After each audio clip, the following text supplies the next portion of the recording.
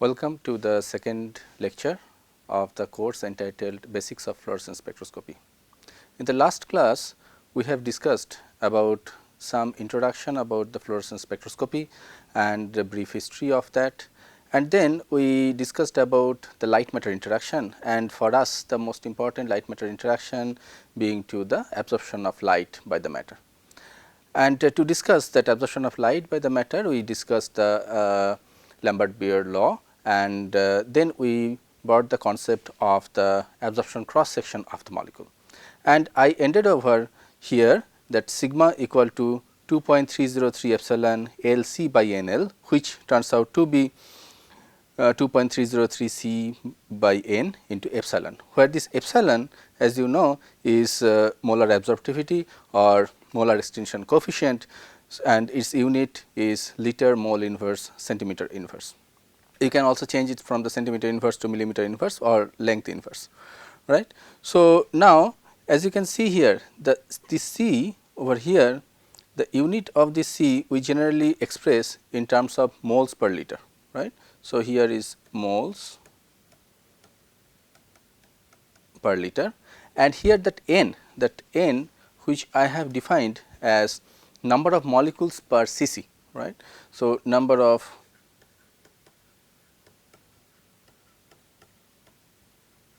molecules per cc. So, it means that I have to convert these to units accordingly. So, this N, right, in terms of C can be written as C into Avogadro number divided by 1000, as simply as it is. So, now if I plug in this value of N over here, so what I am going to get is 2.303, and this C is over here, and then I am going to have a 1000 factor over here and divided by N A coming from here, and then C to epsilon. So, this C will cancel out over here, and I am going to have 2.303 into 1000 divided by Avogadro number into epsilon. If you calculate this will come as 3.82 into 10 to the power minus 21. So, this will go into 3.82 into 10 to the power minus 21 to epsilon. Okay. So, what we got is that absorption cross section is nothing but that proportionality constant was used for the Lambert-Beer law, and this obviously has to be related with the epsilon value. So, as epsilon depends on the wavelength, absorption cross section also has to depends on the wavelength. Let us see this the concept of absorption cross section here. So, what we got? We got sigma, which is absorption cross section, is equal to 3.82 to 10 to the power minus 21 into epsilon, and obviously the unit is important, that is centimeter square, because I have expressed epsilon in terms of liter mole inverse centimeter inverse. So, I got this unit as centimeter inverse. Okay. Now, let me draw one molecule. Let us say let me draw this HNO4, let us this molecule. So, here if I draw this frame of this molecule, it looks like this. So, now the molecular cross section, is the whole area of this molecule. For example, if I may now highlight over here. So, this whole region is my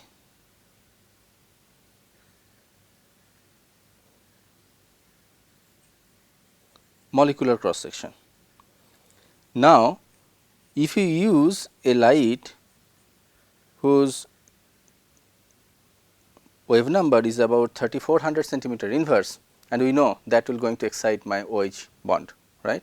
So, vibrational excitation. So, that particular light will going to interact only with this OH bond. So, the absorption cross section for this 3400 wave number light is not the whole molecular cross section, right. So, in this case for which bond excitation, this is my absorption cross section for that particular frequency of light, particular wave number of light. So, here obviously I can write that this is my molecular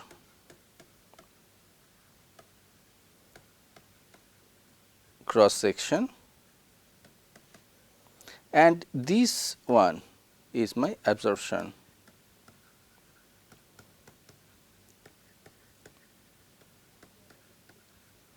cross section, which is known as sigma.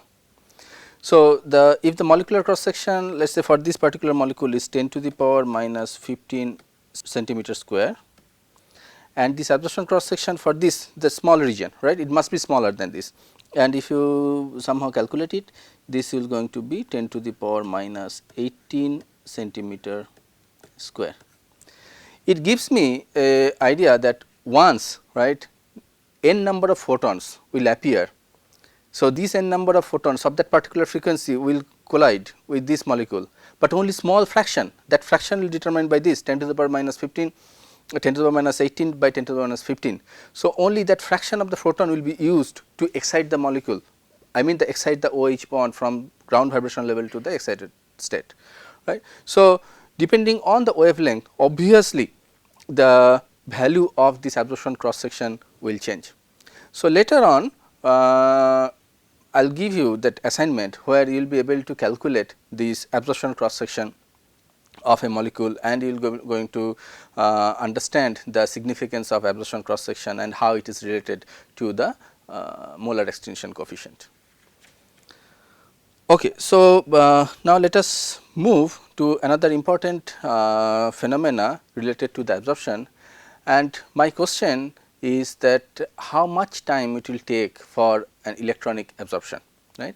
So, let us talk about this electronic specifically over here, because we are dealing with the fluorescence in this particular course.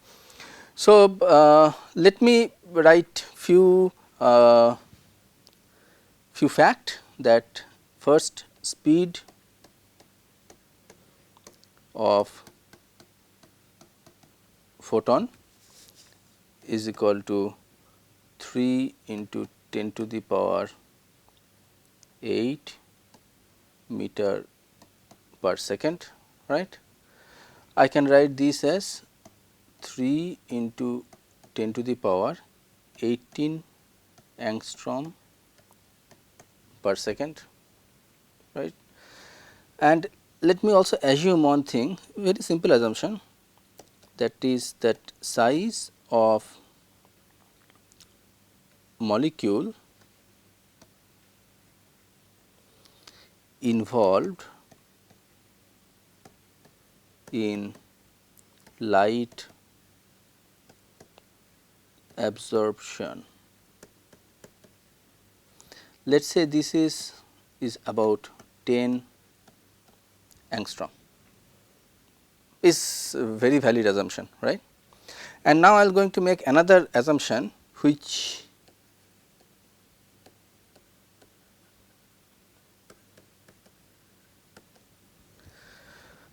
where I would like to take the size of the photon, right. Size of the photon is associated with the wavelength of the light. So, light has a two different kind of property as connected by the de Broglie hypothesis. So, first is light is wave and light is photon, right. So, when I say is 400 nanometer light, that means the wavelength of the light is 400 nanometer, but it also gives a photon, right, it also behaves as a particle. So, now my assumption here is that the size of the photon is associated with the wavelength of the light. So, I write here the wavelength of light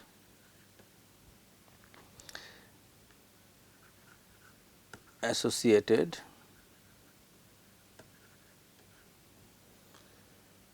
with the size of the photon, right. It means the size of a blue photon whose wavelength is 400 nanometer is 400 nanometer.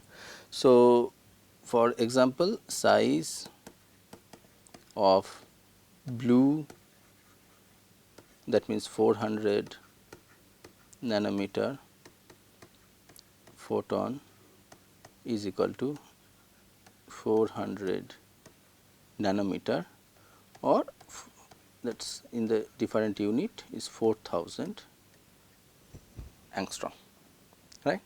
So, now I can easily calculate, because I know the speed, I know the size. So, the time taken for a 400 nanometer photon to cross a point, right, I can easily calculate. So, time taken for a 400 nanometer photon to cross a point is simply given by 4000, because that is my size, divided by the speed, right. So, 4000 angstrom divided by 3 into 10 to the power 18 angstrom per second, right.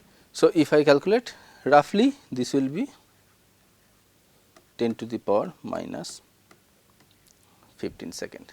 This 10 to the power minus 15 second means 1 femtosecond, right. So, this is 1 femtosecond. So, if you are going to excite your molecule with this 400 nanometer light, so that 400 nanometer light will be present to interact with a part of this molecule only for 1 femtosecond, right. So, if the absorption has to be takes place, then that absorption of the light has to be takes place within that time frame, right. And also the velocity of electron in Bohr orbit, right, we all know that this is 10 to the power 16 angstrom per second. So,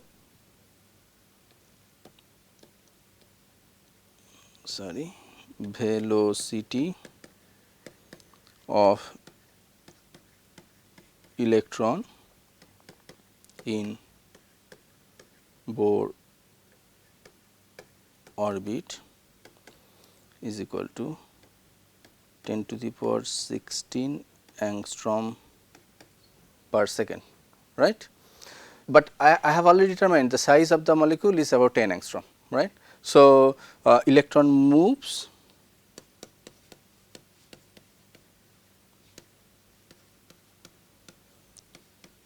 ten angstrom, right, that is my size of molecule in 10 to the power minus 15 second. So, what we got here, that the time scale of photon interaction and electron motion in the molecule, they are same, right. So, it means that time scale of photon interaction is similar to time scale of electron motion, which is 10 to the power minus 15 second or 1 femtosecond, and this is the time scale for the absorption process. Okay, so, now a light like electromagnetic radiation consists of electric field and magnetic field are actually coming and interacting with the matter. Matter is my molecule for this particular case I am taking. So, now this that is nothing but the light matter interaction, right. But what I already said in the last class, that the electromagnetic radiation consists of both electric and magnetic field, right. So, which either electric or magnetic or both the fields are responsible for this light matter interaction, or one is more responsible than the other. So, that we can easily check. So,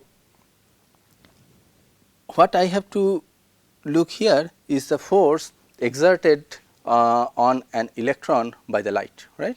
So, if I write force exerted on an electron by the light, right. So, this F is equal to E plus E H V divided by C, right. So, this is from the physics, right. So, this is the electric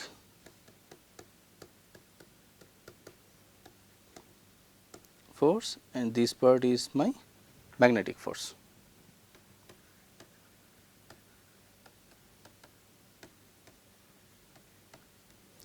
Okay, so, here E is charge of electron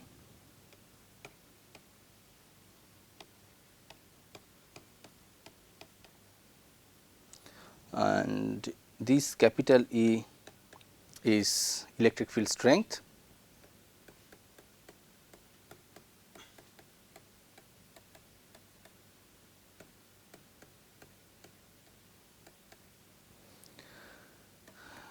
H is magnetic field strength. Okay.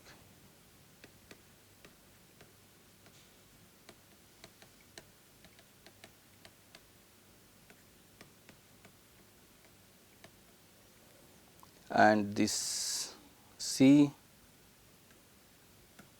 is speed of light,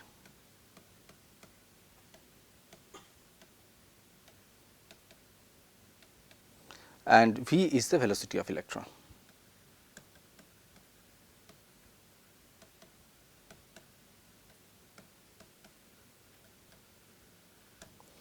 Okay. So, what we know? The value of V and value of C, and with this we can estimate, right, the contribution of these two terms. So, V is equal to 10 to the power 8 centimeter per second, whereas C is equal to 10 to the power 10, right. So, 3 into 10 to the power 10 centimeter per second, right. So, V by C E H is much less than E into E. So, what we can see is that effect of magnetic force is negligible compared to the effect of electric field. So, for everyday discussion we will not going to include the magnetic field, because the magnetic field contribution is much smaller, at least just 1% or less than 1% than the electric field, right. So, we are going to discuss only the electric field, or we are going to consider only the electric field when we will discuss the light matter interaction in the field of electronic transitions, right. Okay. So, now let me show you the energy levels of the molecules, right. I have a molecule, I have simply showing this molecule as a diatomic molecule. Now, if I give energy which corresponds to the wavelength of 10 to 30 millimeter, right. This is in the region of microwave, right, is a microwave region. So, then this energy can initiate the molecule to rotate at a different speed. So, this is the rotation of the molecule. So, I am going to change the rotational energy level, right, from ground state to the excited state and other states, right. So, now if I change the wavelength from 10 to 30 millimeter to 1 to 10 micrometer, which falls in the IR region of this electromagnetic spectrum, right.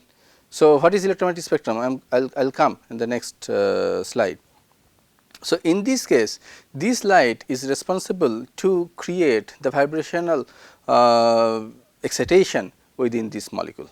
However, if you tune your light to 100 UV or visible region like 150 to 800 nanometer, then this light will going to excite the molecule from ground electronic level to the excited electronic level. So, which obviously going to change the distribution of the electronic cloud within this molecule, right, as is shown over here. Here this is the electronic distribution. Once you excite with the light, the distribution changes and it may create the dipole within this molecule. Okay, so, this is the electromagnetic spectrum, we all know this.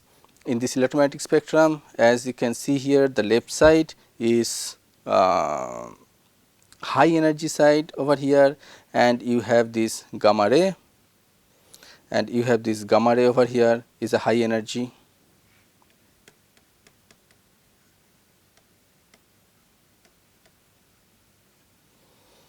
And this side is my low energy.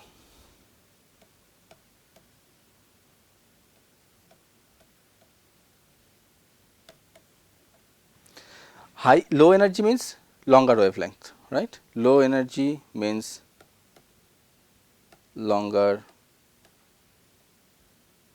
wavelength. So, as you can see over here, here the wavelength is shorter, and in this case the wavelength is longer. So, we start with the gamma rays, where the frequency is 10 to the power 20, and then if we come to 10 to the power 16, this falls in the UV region, and then somewhere between 10 to the power 15 to 10 to the power 14 we got this our visible region. So, our eye is only sensitive to this much region. Eye can only detect this light, other light by our eye we cannot see, right. But there are some other instruments, some other devices which can be used to see these kind of lights, like either X-ray or infrared or microwave and so on and so forth. So, this is electromagnetic spectrum, and as you can see here, I have many different units over here. Here is written frequency, here it is written wavelength, right. So, obviously, they are interconvertible, right, they are interconvertible. So, here this is very important, what I want to tell you, that this units in spectroscopy. So, the characteristics of light can be represented not only in frequency, not only in wavelength, but also in terms of other parameter, and these parameters are interconvertible. So, what is frequency? Frequency is number of oscillations per unit time, and unit is hertz, that is cycle per second, right. And what is wavelength? Wavelength is the distance between adjacent crests of the wave, right. So, this is my wavelength, and this frequency and wavelength are interconvertible over like this way, nu equal to c by lambda. So, try to remember this fundamental relationship, nu equal to c by lambda. What is the unit of nu? Unit of nu is second inverse, unit of c is meter per second, and this can be represented as meter. So, you see it is second inverse so easily. Okay, so, now there is another thing which was not there in that electromagnetic spectrum, but we can also get this important unit which is defined as the number of waves per unit distance, right. So, it must be related directly inversely proportional to the wavelength. So, nu bar, this is denoted as nu bar, and nu bar is 1 over lambda, right. And we also know that the energy carried by any electromagnetic radiation or a photon is directly proportional to its frequency. So, E equal to h nu. So, I can write E equal to h nu or E equal to h c by lambda, because nu equal to c by lambda, or equal to h nu bar c, right. So, please remember these relationships, which will be used more frequently at the later part of this course. Okay. Now, let me show you the different energy levels. I already showed you the rotational level, right, where a small amount of energy is required to excite from one rotational level to the another rotational level. Vibrational states I also have showed you, and then electronic states. So, in this case, right, if these are the two electronic level of this molecule, each electronic level could have several vibrational level as shown over here. So, this is just electronic level,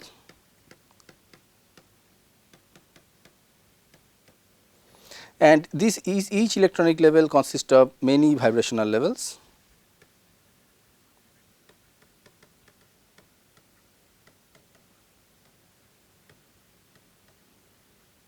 And each vibrational level is consist of many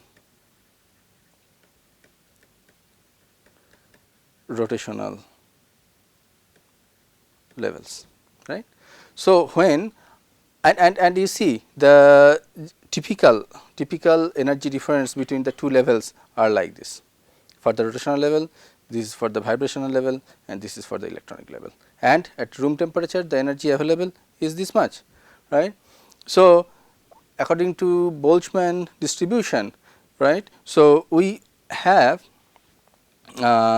these rotational levels may be populated, the higher rotational level may be populated, but the system will be in the lower electronic level as well as in the lower vibrational level. The system in the normal condition, if I do not heat up the system, in normal condition the system will be in the lower electronic level over here, not only here, but over here. I do not talk about this part because this energy difference is too small. So, I am going to have my system over here. So, the lowest vibrational level of the ground electronic state, the lowest vibrational level of the ground electronic states. So, I am going to see my system in this particular state, right. Okay. So, now let me take a very simple example of an atom, right, and let me consider that it has two state which are shown over here. EI is one state over here, and this EF is another state over here. Now, if I give the suitable energy which in terms of h nu, which is equal to EF minus EI, then this system can be promoted from the EI level to EF level, because now you have given the required amount of energy to change the energy state of this particular atom from EI to EF level, right. Now, it means for atom one electron goes from one level, one orbital to the another orbital. So, as shown over here, here you see this electron is moving from one orbital to the another orbital. So, in this case what I have showed you that for the simple atom, the meaning of these two level means at this position this is my electronic arrangement, and after excitation these electronic arrangements refer to this energy state, right. So, please remember this